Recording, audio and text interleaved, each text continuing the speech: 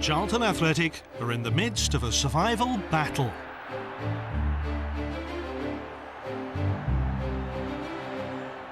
We go to war in every game, and it is a war of attrition to start with, but then you need to have the quality to play, and luckily for us at the moment we're showing good form on that front.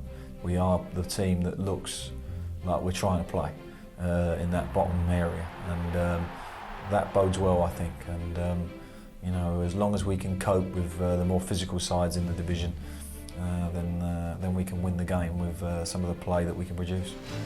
If Charlton are to survive, they'll need to display the kind of fighting spirit evoked by the club's official poem, Alfred Lord Tennyson's The Charge of the Light Brigade. The painting hangs in the National Army Museum in Chelsea. Half a league, half a league, half a league onward. All in the Valley of Death rode the 600. Forward the Light Brigade, charge for the guns! Into the Valley of Death rode the 600. Forward the Light Brigade! Was there a man dismayed? Not though the soldier knew someone had blundered. Theirs not to make reply, theirs not to reason why, theirs but to do and die. Into the Valley of Death rode the 600. This battle took place in the Crimea, far away in Russia, and yet it proved that men fighting for their lives really can perform superhuman tasks. I mean, say the courage that they displayed, which has been celebrated since, really was superhuman. So that's what Charlton need, superhuman effort.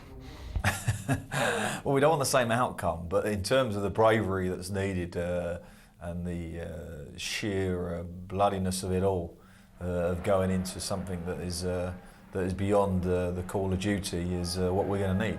Yeah, we do need that kind of spirit within this team if we're going to survive this. Since Alan Pardew took charge in December, he's breathed new life into Charlton. They've given themselves a chance of survival by accumulating 8 points from their last 6 matches.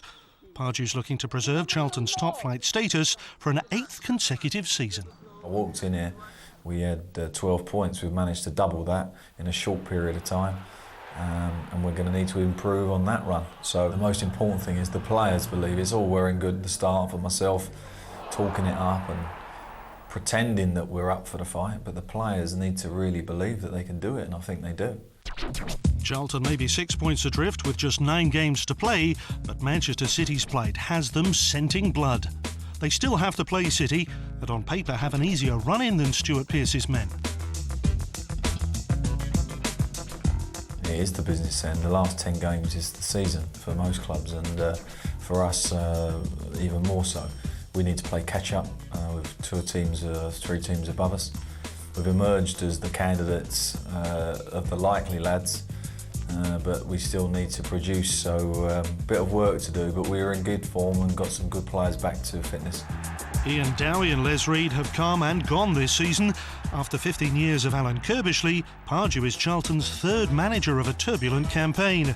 He's relishing the challenge. Next up, it's a visit from Newcastle on Sunday. I've always enjoyed this job. It's a difficult job, and there are moments, Monday to Friday, when it's not particularly pleasant. But when match day comes, it's always a pleasure, and you know, it's nice to have this set of players who are really putting out, and whether we'll be good enough remains to be seen. But we're certainly going to fight to the end, and you know, I do feel that we're going to give honest performances between now and the end. And if we do that, and we have a bit of luck, then we're going to have a chance. Everyone connected with Charlton wants the sporting equivalent of the bravery described in Tennyson's famous poem. Not a valley of death, but a charge up the table. Until next week, from Steve Banyard and me, Ian Darke, goodbye.